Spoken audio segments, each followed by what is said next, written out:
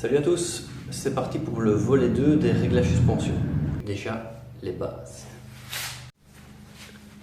Ça, je l'avais déjà expliqué, mais je vais quand même le repréciser. Je vais faire un dossier grosso modo pour que tout le monde puisse s'y retrouver, mais il y aura comme des spécificités pour le DDC, donc le système électronique de contrôle de suspension de chez IBM. Voilà, ça va être plus précis pour les gars qui ont ça, mais si vous avez une moto classique, ça ira aussi. Je vais vous expliquer tout ça de suite. La première chose importante, c'est d'être bon au niveau des courses mortes. Donc ça, à l'épisode précédent, vous l'aviez déjà réglé, donc vos courses mortes sont bonnes, c'est déjà un bon point. Le point qui m'a perturbé pour les réglages de mes suspensions, c'était notamment mon amortisseur de direction. Donc voilà, ça peut paraître con, mais ce petit détail m'aura bien pourri et tous mes réglages étaient faussés à cause de cet amortisseur de direction. Donc maintenant, je l'ai remis au minimum et ça va, j'arrive à régler, je m'en sors mieux. Donc ça perturbait énormément, notamment au niveau des changements d'angle et tout. J'avais beau diminuer, augmenter, ça ne changeait pas grand chose. L'amortisseur venait pourrir tout le bazar. Donc faites bien attention à ce détail. L'autre point, c'est les pneus. Bon, ici, ils sont loin, mais partez avec des pneus neufs, idéalement, que vous connaissez. Aussi, vérifiez la tension de chaîne. Vérifiez également les pressions du pneu, parce que ça, souvent, c'est mal réglé, c'est pas adapté à la piste, ni aux températures. Enfin, il y a plein de réglages. Et alors, un autre truc, c'est qu'un réglage se modifie. Donc, en fonction des circuits, il ne sera pas forcément identique. Donc, ne partez pas en vous disant ce réglage ne bougera pas, ce sera forcément un réglage adaptable, mais voilà, vous trouverez déjà une fourchette plus facile pour vous. Au niveau des réglages, soit vous avez une moto d'origine et vous pouvez garder ces réglages-là, les noter quelque part, soit vous avez une moto qui vient d'ailleurs, d'occasion, qui a été traficotée, que du coup on n'a aucune base, aucune référence, voilà, c'est autre chose. Mais si vous avez une moto qui vient du garage neuve, vous prenez votre réglage suspension, donc en fonction de ce que vous réglez, voilà, vous partez et vous comptez le nombre de clics en arrière. Donc vous revenez en arrière et vous diminuez jusqu'à arriver à 0. Et comme ça, vous avez la position, vous resserrez à fond, comme ça vous avez le maximum, vous savez dire le nombre de clics et vous savez dire où vous en étiez d'origine. Et vous le notez parce que voilà, si vous n'y arrivez pas avec les réglages, c'est autant repartir sur la base. Ça permettra d'être plus clair et voilà, toujours bien avoir cette idée d'avancement, de voir où on en est, voir ce qu'on a changé, de bien noter, d'être précis. C'est super important. Mais au final, de quoi on parle? Donc, précharge, c'est le réglage du ressort pour avoir une moto stable et équilibrée. Ça c'est fait, on l'a déjà fait. Maintenant, on va s'attaquer à la compression et à la détente, donc les réglages hydrauliques. Ça, en fonction des motos, tout ça, c'est différent. Les endroits où ça se prend, en haut, en bas, de la fourche, ça, je vous conseille de retourner dans votre manuel. Ça sera beaucoup plus clair et vous aurez une info de votre moto. Au niveau de ce qui est DDC et électronique, donc chez IBM, l'avant, la précharge, on sait la régler, mais la compression et la détente sont sur le même point. Donc, à moins d'acheter un système de chez Alpha Racing qui permet d'identifier l'enfoncement de la fourche et donc comme ça différencier la compression de la détente, ce n'est pas possible. Donc vous réglerez les deux à l'avant. Bon, soit. L'arrière est indépendant, ça c'est bien. Donc on va partir sur les explications. La compression, c'est la capacité que la moto a à s'abaisser, donc à rentrer la suspension sur une compression, sur une bosse, sur un trou, sur un freinage, soit. Tout ça, c'est la compression. L'autre point, c'est la détente. La détente, c'est sa capacité à revenir à la position initiale. Donc, Ça peut paraître con, mais ça a une importance parce que au moment où on est comprimé, c'est important que la moto revienne pour avoir une assiette plate, voire changer d'angle. Si on a trop de détente, c'est pas bon non plus parce que alors la moto va être trop nerveuse et vous allez avoir des mouvements vraiment désagréables. C'est pas l'idéal. Autre point que certains pensent, à l'accélération, on a l'impression que la moto s'écrase avec la force du moteur, que du coup il faudrait avoir plus de détente. C'est complètement faux. Avec la tension de chaîne, il y a un effet, un mouvement qui fait que l'arrière se lève à l'accélération. Donc c'est pas du tout le ressenti physique qu'on a, mais c'est le cas. La moto se lève à l'accélération. Donc voilà, ça ne sert à rien de rajouter de la détente si on veut augmenter cette capacité à avoir la moto qui se relève. Elle se relèvera d'office. Donc avec une moto ayant un système DDC, je conseillerais de préparer des modes. Donc je vais m'expliquer. On va partir avec les Race Pro. Donc chaque mode Race Pro, on peut régler indépendamment la suspension. On va privilégier ça dans le but de ne pas claquer une session. Donc voilà, si vous avez un réglage manuel, il n'y a pas le choix, il faudra s'arrêter à chaque fois pour le modifier. Ici on a l'avantage de savoir le régler en roulant, mais pas paramètre par paramètre. Donc le DDC permet de choisir un mode prédéfini, donc que vous avez paramétré au préalable, mais on est obligé d'avoir les trois, donc le réglage avant et le double réglage arrière. Donc, idéalement, ce que je vous conseille, c'est de faire 3 cartos, donc niveau traction control, tout ça, puissance, de faire les mêmes, des vrais jumeaux. Et au niveau des suspensions, là on va faire une petite modif. On va se dire, allez voilà, le mode Race Pro 1, je vais lui mettre tous les réglages sur 1. Donc avec les nouveaux modèles, le 1 c'est le plus soft possible. Donc on n'aura pas beaucoup de résistance à la compression, ni de résistance à la détente. Donc elle va être assez souple. Maintenant, c'est pas l'idéal parce que ça va être vraiment un chewing-gum. On va faire un mode 2, on va taper au milieu, on va se dire sur 7. 7 à tous les réglages donc. Et le Race Mode Pro 3, on va faire quoi? On va lui mettre un petit peu plus dur. On va pas le mettre à 14 qui est le max, on va mettre 10. 10 aux 3 réglages. Et comme ça, après avoir fait un premier run, on sait dire ce que ça dit. Donc on va partir sur le milieu. Et puis on va essayer de faire un tour en Race Pro 1 pour avoir le mode soft et un tour en Race Pro 3 pour avoir le mode hard. Et comme ça vous verrez déjà bien si vous avez besoin d'un truc plus dur, plus au milieu ou plus soft. Alors, avec le réglage le plus soft, l'avantage c'est que la moto est bien vivante, elle réagit bien à la mise sur l'angle, qu'en étant plus en mode hard, elle résiste. Faut vraiment travailler au corps pour la faire bouger, c'est pas agréable, c'est pas le but. Au milieu ça allait bien, mais voilà, il est améliorable. Mais le mode le plus soft, le problème vient principalement des freinages. C'est dingue, mais c'est là que ça gêne. Pourquoi? Parce que quand on a une suspension qui n'a pas beaucoup de compression, qu'elle est réglée au plus cool, eh bien au freinage, la suspension avant se laisse s'écraser sans problème. Elle est trop molle. Elle fait plonger l'assiette de la moto sur l'avant et lève l'arrière. Là, c'est l'arrière qui lâche prise. Parce que l'arrière se lève et que du coup, on est en débattement total. Du coup, l'arrière qui balaye, parce qu'on n'a pas le grip avec plus de compression à l'avant, pour l'empêcher de descendre, on réduit les soucis à l'arrière pour avoir le pneu qui reste au contact et avoir ce grip pour pouvoir profiter du frein moteur donc, qui aide au freinage.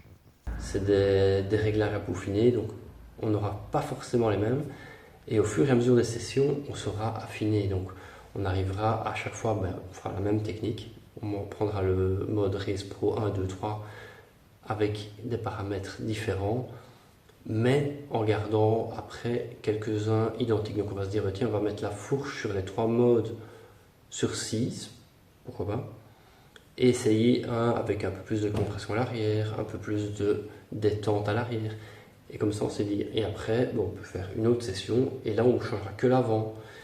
Et ainsi de suite, comme ça prendra un peu de temps mais on arrivera à peaufiner le truc et à avoir un réglage qui correspond à la moto et au circuit sur lequel on est.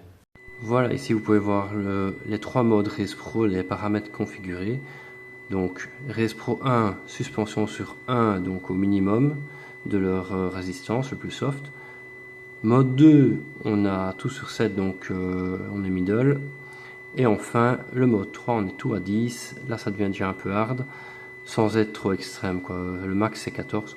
En tout cas, pour ce qui est de cette génération-ci, je pense que les premiers S1000, c'était l'inverse. Au plus on était près du 1, au plus c'était hard, et au plus on était dans les chiffres élevés, au plus c'était soft.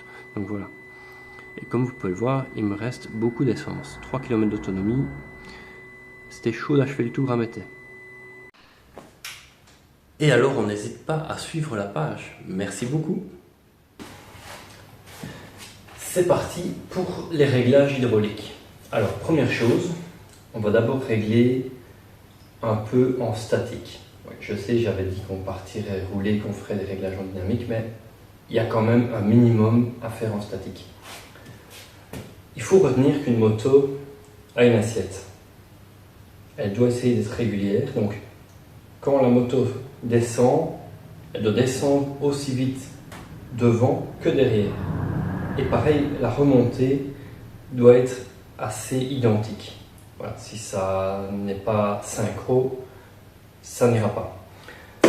Donc, idéalement, vous vous mettez à 2, ou alors vous prenez une caméra ou votre téléphone, vous mettez un endroit sur un pied, vous filmez, et vous pouvez aussi même idéalement faire un ralenti, donc vous filmez et vous verrez encore mieux le mouvement parce que c'est pas évident à capter. Donc la moto bien droite, idéalement 2 béquilles d'atelier, c'est parfait. Et là on émet une pression. Alors vu qu'on a un système DDC avec suspension électronique, les valves doivent être alimentées, donc il faut que la moto soit allumée. Juste le contact, il n'y a pas besoin que le moteur tourne. Voilà, comme ça les valves sont ouvertes, tout est bon. Donc on va comprimer au niveau du réservoir pour essayer d'enfoncer la moto.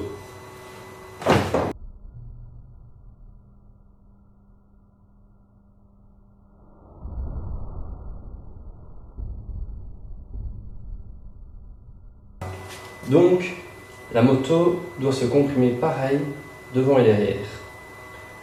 Si jamais ce n'est pas bon, il faut adapter. Donc, comment est-ce qu'on va adapter? Si la moto descend trop rapidement de l'avant, je vais augmenter la compression à l'avant. Si c'est à l'arrière, j'augmente la compression à l'arrière. Ou alors, si on est déjà trop à l'avant, on peut aussi jouer dans l'autre sens, de diminuer à l'arrière pour le faire aller plus vite et donc rattraper l'avant. Vous comprenez un peu la logique? Donc ça, c'était le point compression statique. Maintenant, on va regarder à la détente. La détente, c'est la même chose, sauf que c'est la vitesse de remontée. Pareil, elle doit descendre linéaire, elle remonte linéaire. Les deux sont dans le même mood. Ok? On peut refaire avec le réservoir aussi, c'est plus ou moins pareil, pour garder vraiment la vitesse à laquelle la suspension remonte.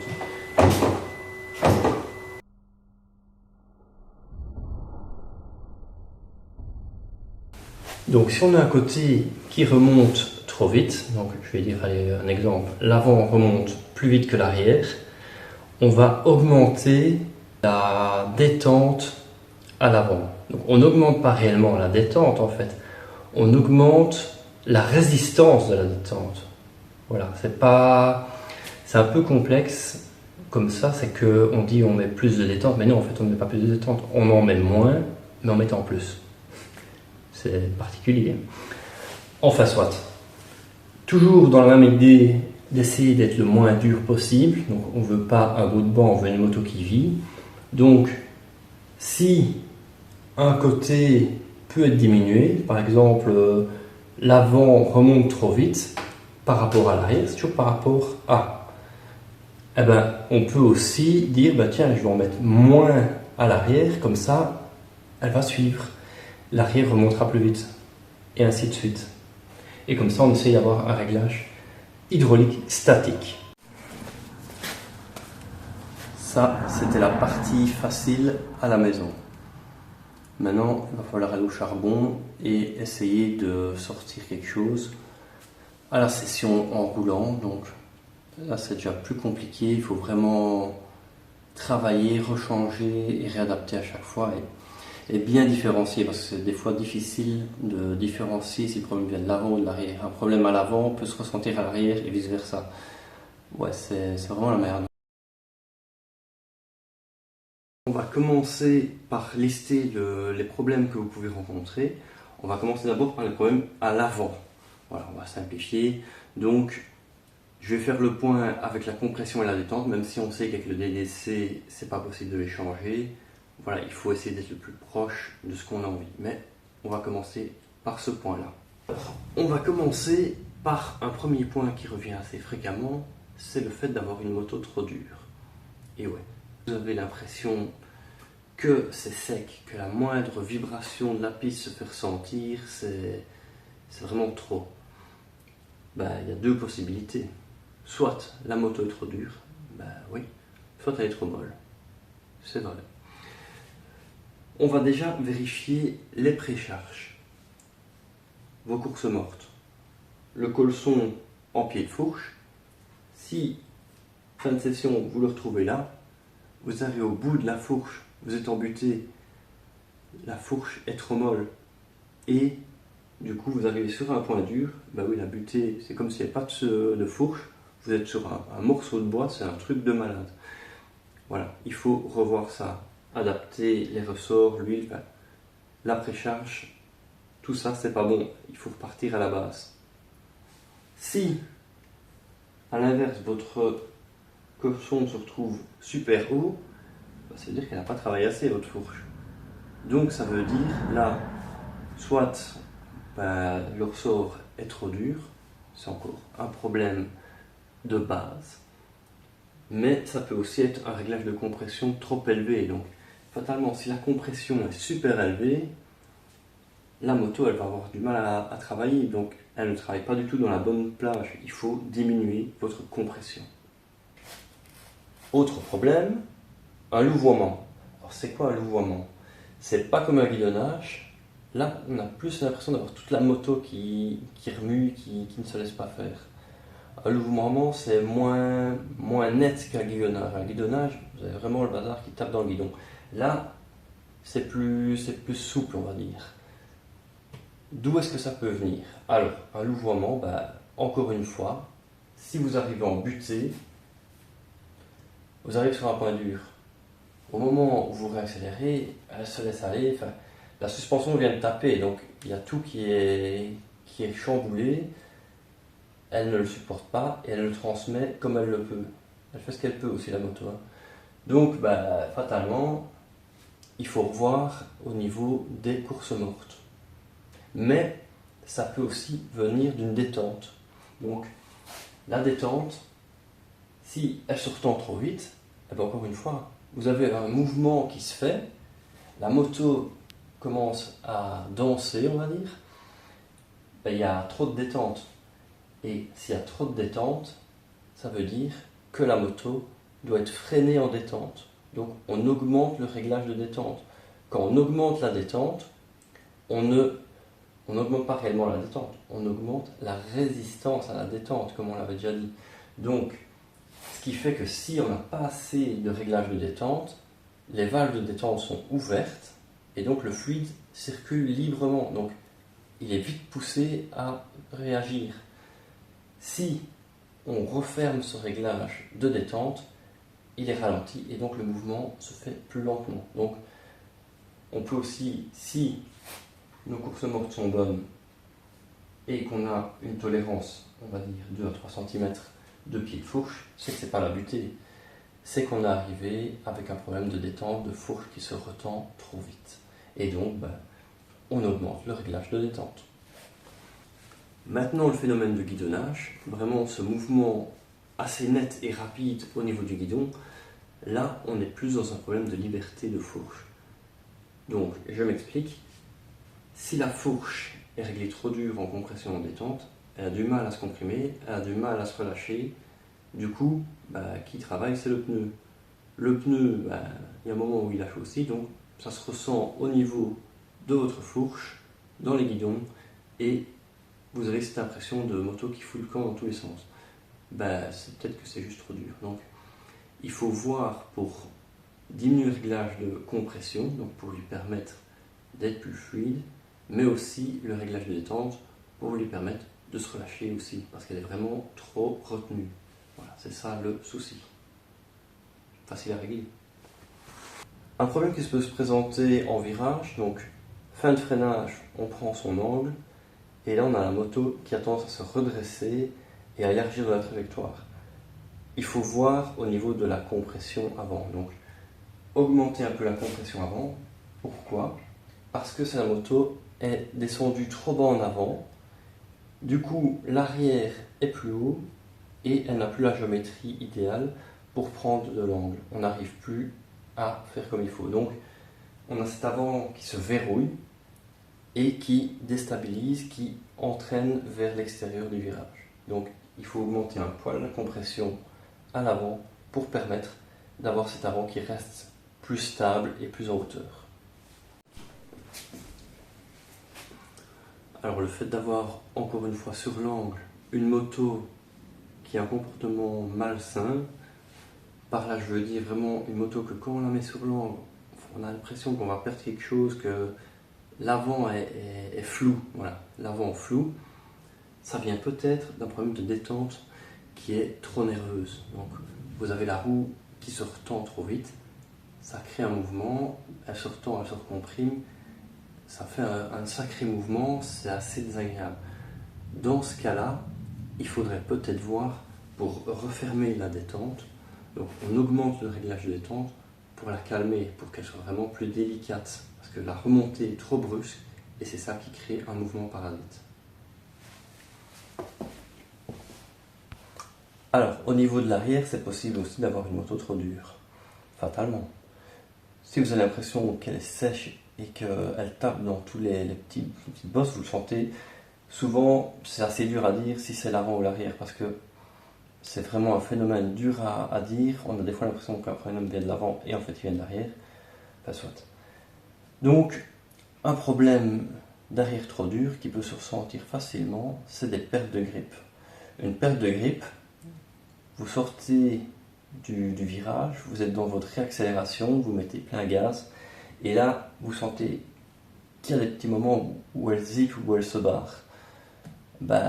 C'est simplement un problème de suspension trop dure. Qu'est-ce qui se passe en réalité? Votre suspension étant trop dure, elle ne fait plus le travail, c'est votre pneu. Et le pneu, il fait ce qu'il peut, mais il y a un moment où il lâche. Quand il zippe, c'est qu'il n'en peut plus. Donc qu'est-ce qu'il faut faire dans ce cas-là?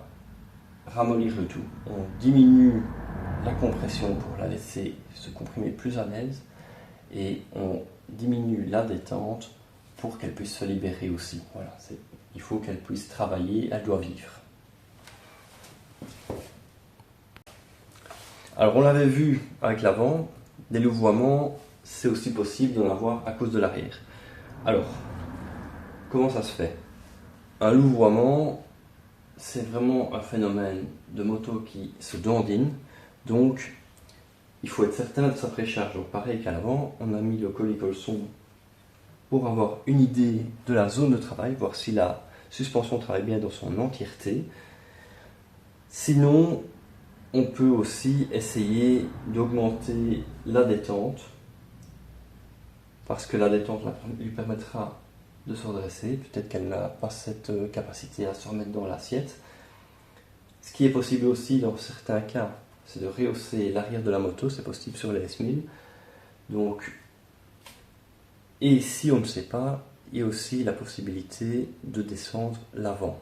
Donc, si vous remontez vos canons de fourche pour avoir fatalement l'assiette qui est plus bascule sur l'avant, ça peut avoir un impact positif. Mais faites bien attention à ça.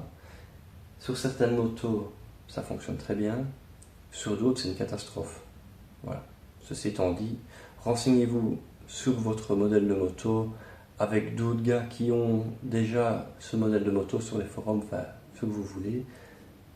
Si le cas s'est déjà présenté, si d'autres ont bougé à leur canon. Parce que si il y en a qui l'ont fait et que c'est une catastrophe, ben, fiez-vous à ça et ne le faites pas.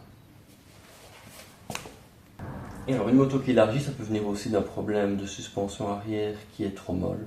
Voilà. Donc vous êtes dans une phase neutre, vous n'avez pas l'effet de chaîne dû à l'accélération parce que vous n'êtes pas dans une grosse accèle. Vous avez la moto qui a tendance à élargir. Et bien dans ce cas-là, c'est peut-être que la suspension s'est laissée trop faire et du coup ben, votre assise de moto est sur l'arrière. Donc fatalement, c'est pas idéal pour prendre un virage. Qu'est-ce qu'il faut faire dans ce cas-là? On augmente la compression pour empêcher la suspension de se comprimer. Voilà, on va lui donner plus de résistance pour garder une moto droite en phase neutre. Ça a été vraiment compliqué à comprendre ce réglage d'hydraulique. Franchement, même au circuit, j'ai galéré à le faire. Bon, j'espère quand même que je vous ai un peu dépatouillé ça et que ça vous éclaircira. Franchement, c'était sympa à réaliser parce que moi, ça me permet de découvrir un peu le problème et je veux dire à la base, moi je voulais qu'une moto comme elle venait et basta. Bah, c'est sûr qu'il y a un moment, il faut commencer à travailler et essayer de régler pour pouvoir avoir un outil efficace. Parce que c'est clair, c'est une machine de fou, mais on peut donner le meilleur outil, si on ne s'en sert pas comme il faut, ça ne marche pas. Et franchement, je vous conseille de le faire. Alors ici, je vais vous mettre un petit exemple de ce qui arrive avec une suspension trop molle. Donc c'était ma session, ce que j'ai eu en tout cas, parce que les caméras c'est pas mon truc, j'ai l'impression. Mais ce que j'ai réussi à filmer avec une suspension trop molle.